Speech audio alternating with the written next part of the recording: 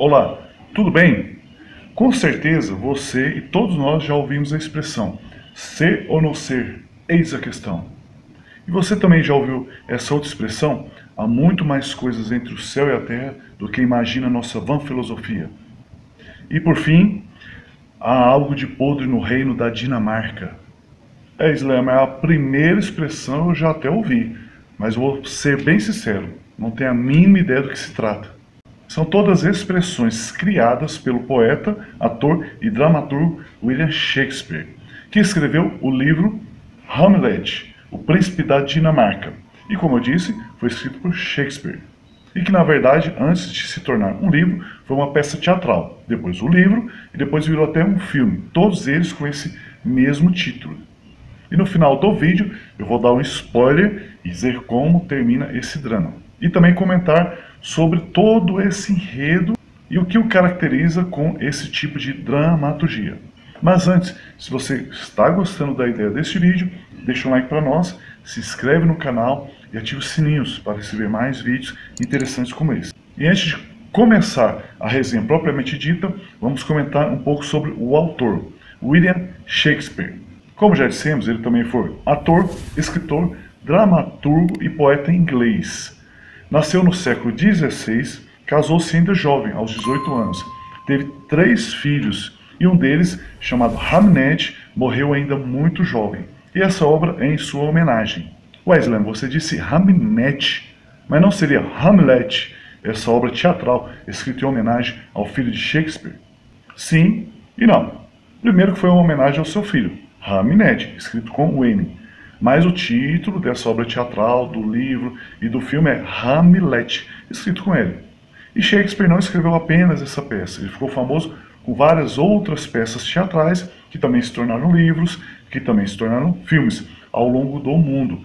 Várias pessoas ligadas a teatro, a cinema, estudaram, reinterpretaram, encenaram várias das suas peças em vários contextos sociais, culturais e políticos.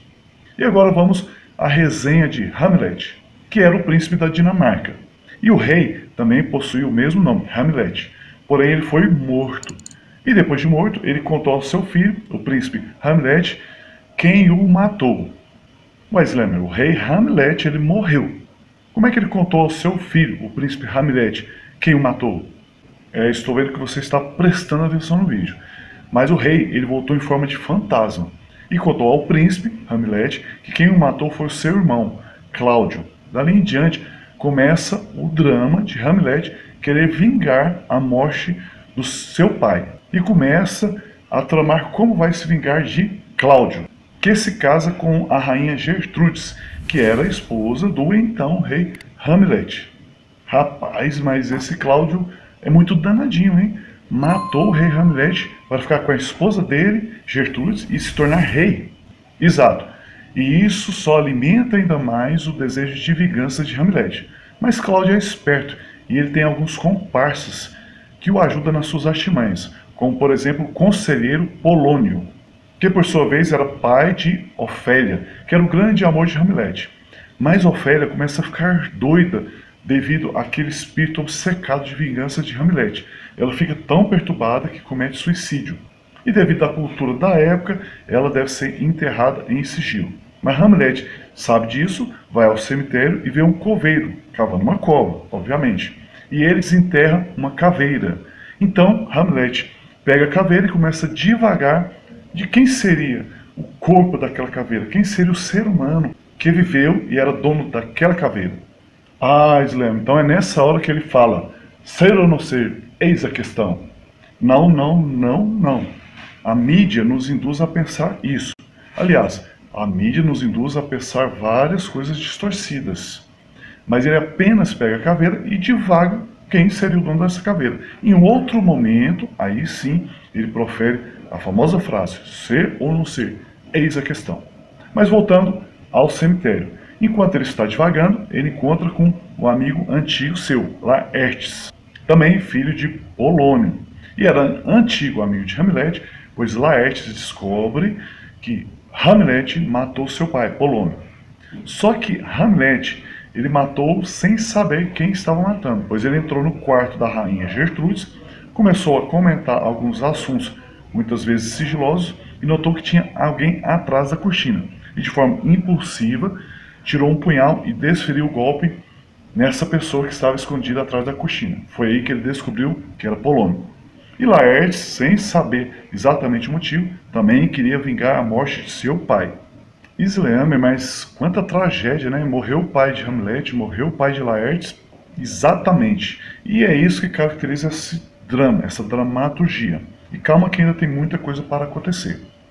O rei Cláudio percebe que Laertes quer vingar-se de Hamlet, então propõe um duelo. E combina com Laertes para perder a primeira parte do duelo. E o vencedor da primeira parte iria beber uma taça de vinho. Só que Cláudio ia colocar veneno nessa taça de vinho. E só para garantir, também envenenou a espada de Laertes, que caso desferisse um golpe mortal contra Hamlet, também não haveria escapatória. O duelo começou e, como combinado, Hamlet venceu o primeiro duelo, ferindo de leve Laertes. E na hora de beber a taça de vinho, a rainha Gertrude se adiantou e bebeu no lugar de Hamlet. O rei Cláudio ficou desesperado. O duelo continuou e Laertes desferiu um golpe contra Hamlet, ferindo-o com a espada envenenada. A rainha começou a desfalecer, Hamlet percebeu algo de estranho, voltou ao duelo. No combate, acabou tomando a espada de Laertes, feriu o próprio Laertes com essa espada também envenenada. E de forma também impulsiva, vendo que Cláudio tinha armado algo e que sua mãe estava desfalecendo, desferiu um golpe contra Cláudio. E agora vamos ao spoiler, ao final de todo esse enredo. E você já pode até imaginar o final de todo esse enredo. A rainha Gertrude bebeu a taça de vinho envenenada, Hamlet foi ferido com a espada também envenenada, que tomou a espada e feriu Laertes, e também desferiu um golpe contra o rei Cláudio. Os quatro, então, morreram no final. Isleamer, mas quanta tragédia! Todo mundo morreu, mas quem que ficou e herdou o reino da Dinamarca? Durante o enredo é mostrado que o rei Cláudio tentou iniciar alguns acordos de diplomacia com a Noruega, que o rei Cláudio não levou tanto a sério. E o príncipe da Noruega, ele foi até a Dinamarca para terminar de conciliar os acordos diplomáticos, chegando exatamente no momento em que ocorre a morte de todos os herdeiros e supostos donos do trono do reino da Dinamarca. E o príncipe da Noruega então unifica os dois reinos e passa a ser tanto o rei da Noruega como o rei da Dinamarca, terminando assim essa dramaturgia. E não julgueis, para que não sejais julgados.